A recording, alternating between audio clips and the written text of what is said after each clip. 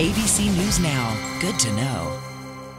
Israel is under pressure tonight to lift its blockade of Gaza after a deadly clash in international waters. The United Nations Security Council held an emergency session asking Israel to explain its use of force, and the European Union condemned the violence and demanded an impartial inquiry. The Israeli military say they were simply defending themselves, but supporters of Gaza believe this was an aggressive act designed to prevent supplies from reaching those in desperate need. So, who's to blame? Jim Sciutto has our report. Within a few short hours, the calm waters off the Israeli coast had turned into a violent battleground. First contact just before midnight, when the Israeli Navy intercepted the so-called Freedom Flotilla. The 6 ships in the convoy were carrying 10,000 tons of humanitarian aid for Gaza and 700 activists, including at least 6 Americans. They were met by Israeli patrol boats, helicopters, and Navy commandos. Israeli forces had warned the flotilla to turn back. You are approaching an area of hostilities, which is under a naval blockade. But the ships refused. Then Israeli commandos boarded them, dropping on deck from hovering helicopters. 1 hour later, 9 activists were dead and dozens wounded. The Israeli Navy claimed self-defense, releasing this video to support their case. Sailors attacked by club-wielding activists. One sailor thrown onto a lower deck. Soon, Israeli Prime Minister Benjamin Netanyahu had canceled a trip to Washington to meet with President Obama. They were mobbed. They were clubbed, they were beaten, stabbed. There was even a report of gunfire. And our soldiers had to defend themselves, defend their lives, or they would have been killed. From the activists, a very different story and different video.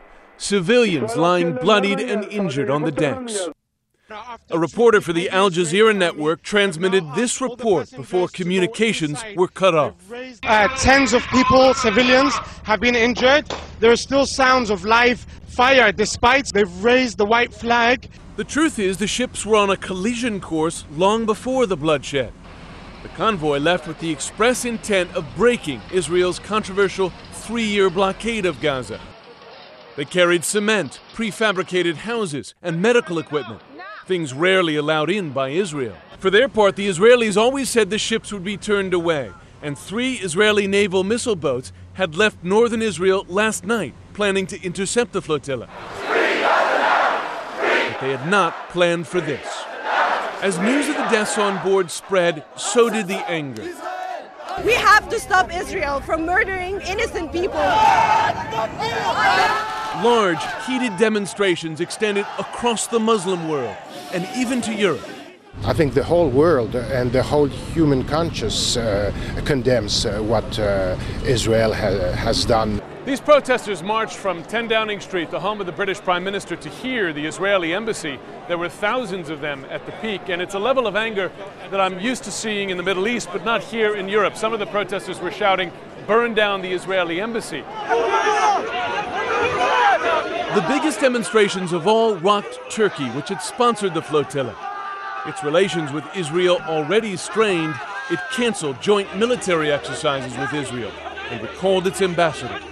I'm expecting the Security Council of the United Nations to act, European Union to act, international organizations and all international observers to raise their voice. This is not acceptable. If we allow this, then the world will not be a safe place. The diplomatic repercussions also spread, with the EU demanding an investigation and 2 UN officials condemning the raid, emphasizing the operation had taken place well inside international waters. Tonight, the UN Security Council met in emergency session over the attack. A battle that began here is ending with global repercussions. I'm Jim Sciutto for Nightline in London.